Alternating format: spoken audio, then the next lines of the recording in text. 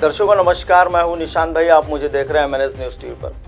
आज मैं आपके सामने जो विषय लेकर आया हूं एक बहुत ही गंभीर और बहुत ही सुलझा हुआ विषय है। इस विषय आपसे मैं ज़रूर शेयर इसलिए कर रहा हूं कि यह जानना आपको बहुत ज़रूरी है कि आखिर सरकार MSPC जो निर्धारित एक समर्थन मूल्य की जो योजना चलाती है किसानों के लिए, फिर चाहे वो देश का किसी भी कोने का किसान हो, धान की फसल बोने वाला किसान हो या फिर गेहूं की फसल बोने वाला किसान हो या कॉटन की हो या बहुत जितनी भी किसानों की जो योजनाएं हैं वो हर राज्य में एक समान एक रूप से चलाई जाती है। लेकिन महाराष्ट्र के एक अति दुर्गम जो जिला है, गोंदिया ज़िला कहा जाता है, जहां के सांसद प्रफुल्ल पटेल भी है महाराष्ट्र के और गोंदिया के ही रहने वाले हैं। राष्ट्रवादी कांग्रेस पार्टी को इस जगह PPP पार्टी कहा जाता है, यानी प्रफुल्ल पटेल पार्टी के नाम से राष्ट्रवादी को गोंदिया में जाना। अब होता क्या है कि एक तरफ किसानों के लिए राष्ट्रवादी सत्ता में नहीं है, महाराष्ट्र के विपक्ष में बैठी हुई है और अजित दादा पवार साहब जो है वो उप मुख्यमंत्री पिछली सरकार में थे, लेकिन अब इस सरकार में विपक्ष के विरोधी पक्ष के नेता हैं और उनके मार्गदर्शन में और प्रफुल्ल पटेल के मार्गदर्शन में, राजेंद्र जैन के मार्गदर्शन में इस गोंदिया ज़िले में बोलो या महाराष्ट्र में किसानों के लिए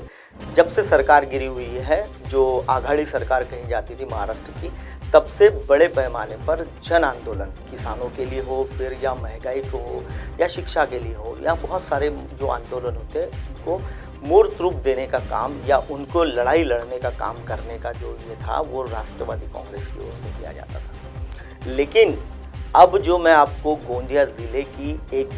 छोटी सी तहसील है, नक्सल प्रभावित इलाका भी कहा जाता है, और उस जगह की एक जानकारी आपको रूबरू करा रहा हूँ, जिसमें विविध कार्यकारी सहकारी संस्था के माध्यम से आदिवासी विकास महामंडल जो TDC के नाम से पहचाना जाता है, इस राज्य में चलाया जाता है एक महामंडल। राज्य सरकार उसे नियंत्रित करती है, उस महामंडल के अध्यक्ष भी वगैरह होते हैं और ये जो सारा जो संस्था के माध्यम से जो MSPC जो धानों की फसल खरीदने के लिए समर्थन मूल्य पर जो फसल खरीदने के लिए जो योजना चलाई जाती है वो इसी TDC विभाग से, आदिवासी विकास महामंडल की ओर से चलाई जाती है। अब होता क्या है कि किसानों को ठगा जाता है, किसानों के साथ छल और कपट किया जाता है। एक तरफ किसान मौसम की मार से अपने हालातों को संवारने का जी तोड़ प्रयास करते हैं और एक तरफ किसानों को जब उनकी फसलें आ जाती है और जब उन्हें उचित मुआवजा देने की बात कही जाती है तब किसानों को धोखे से छला जाता है। अब ये छला कैसे गया है उसका एक छोटा सा मैं उदाहरण देता हूँ। ये जो भी आप स्क्रीन पर आदिवासी विकास महामंडल की जो संस्था देख रहे हैं, यह गोठन गांव की संस्था है। ये मोरगांव अर्जुनी तहसील में स्थित है। इसमें पहले यहाँ के जो विधायक हुआ करते थे इस विधानसभा क्षेत्र के, जो राजकुमार बडोले, उस समय जब भी कोई विधायक बदलता है, जब भी पार्टियाँ बदलती है, विधायकों का चयन अलग अलग होता है, तब यह संस्थाओं की जो कार्यकारिणी भी है वो भी बदल जाती है। हाल ही में यह संस्था की जो कार्यकारिणी थी पहले भारतीय जनता पार्टी के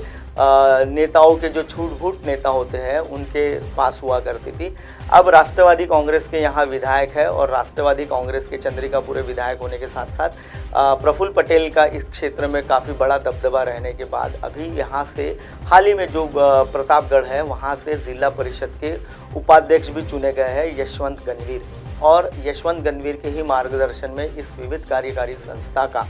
जो संचालक मंडल है उनका चयन हुआ है और संचालक मंडल अब उनके साथ काम करता है। इस बार ये हुआ है कि यहाँ की जो संस्था है, इस संस्था में किसानों को बहुत बुरी तरह से छला जा रहा है। जैसा भी आप स्क्रीन पर जो देख रहे हैं, यह किसानों की जो फसल ली जाती है उसका वजन किया जाता है, उसको गिना जाता है, तो लगभग 40 किलो 600 ग्राम यानी जो बारदाना होता है उसका वजन पकड़कर कांटे पर इसे 40 किलो 600 ग्राम के तहत गिनना जरूरी था। लेकिन अभी स्क्रीन पर आप जो देख रहे हैं ये 42 किलो 400 ग्राम गिना जा रहा है, यानी लगभग किसान से 2 किलो जो अनाज है वो अलग से मांगा जा रहा है। यानी 1 क्विंटल के पीछे किसान से 2 से 2.5 किलो के बीच में फसल को ज़्यादा संस्था मांगती है और उसे केवल 40 किलो 600 ग्राम के हिसाब से उसका मुआवजा दिलाती है। यानी किसान को एक तरफ उसको समर्थन मूल्य दिया जाता है और संस्थाएं उसे लूटने का काम करती है।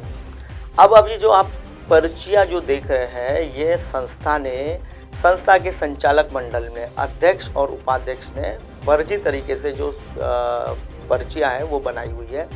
इसमें किसानों से, जैसा एक किसान से आप देख रहे हैं, 1800 रुपये की एक रसीद काटी गई है, जिसका जो नंबर है 1421 यह नंबर की पर्ची है। और दूसरी पर्ची है 663 नंबर की। और दोनों पर्चियाँ जो है 9 तारीख को ही कटी है, 9/12/2022 को ये पर्चियाँ काटी गई है।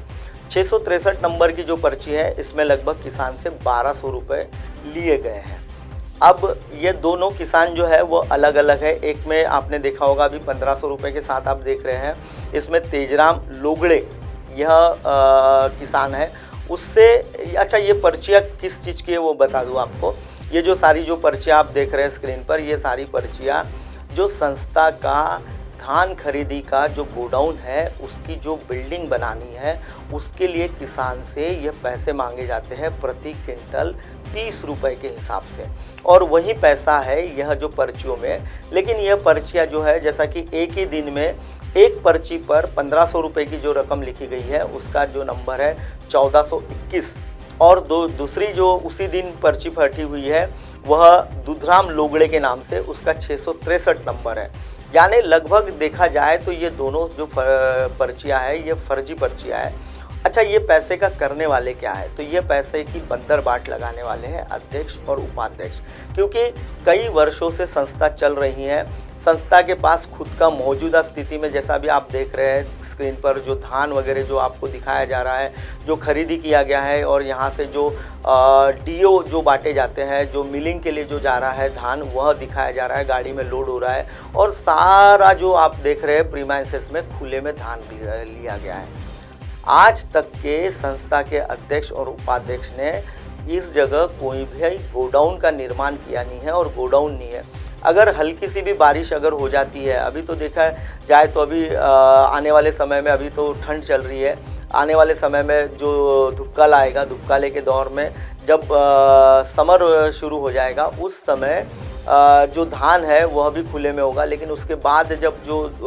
सेकंड जो फसल है, सेकंड क्रॉप जब लिया जाता है किसानों का, उस समय बारिश शुरू हो जाती है, और बारिश में कई हज़ार क्विंटल धान जो है वो सरकार का बर्बाद हो जाता है बारिश में भीगने की वजह से, क्योंकि उसकी मिलिंग हो नहीं पाती। और ऐसी कई घटनाएं होती है और कई ऐसी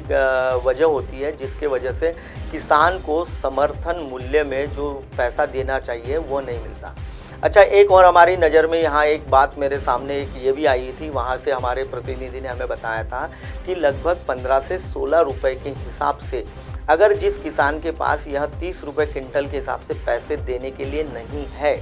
तो वहाँ का जो ग्रेडर है और जो सचिव है वह स्वयं 15 से 20 रुपये किलो के हिसाब से वहाँ धान को खरीदता है, और उसी धान को खरीदकर संस्था के CMR के रेट में 2040 रुपये के प्रति के हिसाब से वहीं उसे बेच दिया जाता है। यानी किसान से जब यह रकम वसूलनी होती है, जो पर्ची में आप जैसे देख रहे हैं कि यह इमारत के लिए मांगा गया निधि है, और ये इमारत के लिए आखिर क्यों मांगा जाता है निधि, यह एक सबसे बड़ा विषय है। क्योंकि संस्था के पास गोडाउन का भाड़ा मिलता है, संस्था को कमीशन मिलता है धान के ऊपर, संस्था को हर चीज़ मुहैया कराई जाती है, बारिश में उसे तिरपाल दी जाती है, बारदाना दिया जाता है। इवन इस जगह संस्था में जो मजदूर काम, जो हमाली का काम करने वाले लोग होते हैं, उन्हें हमाली भी इन एडवांस संस्था के खाते में दी जाती है। लेकिन फिर भी प्रति क्विंटल 5 से 7 रुपये या 10 रुपये के आसपास जो किसान है उससे हमाली भी अलग से ली जाती है। यानी किसान ने 2040 रुपये क्विंटल के हिसाब से अगर समर्थन मूल्य में धान बेचा भी होगा, तो उसके हाथ में लगभग यह 1800 से 1900 के बीच में ही पैसा मिल पाता है, क्योंकि बाकी जो पैसा है इस तरीके से किसान की जेब से वसूला जाता है। दर्शकों, फिलहाल वक्त हो चला एक ब्रेक का। ब्रेक से लौटने के बाद देखिएगा मेरे साथ देश और दुनिया की तमाम खबरें। बने रहिए हमारे MNS न्यूज़ TV की स्क्रीन पर।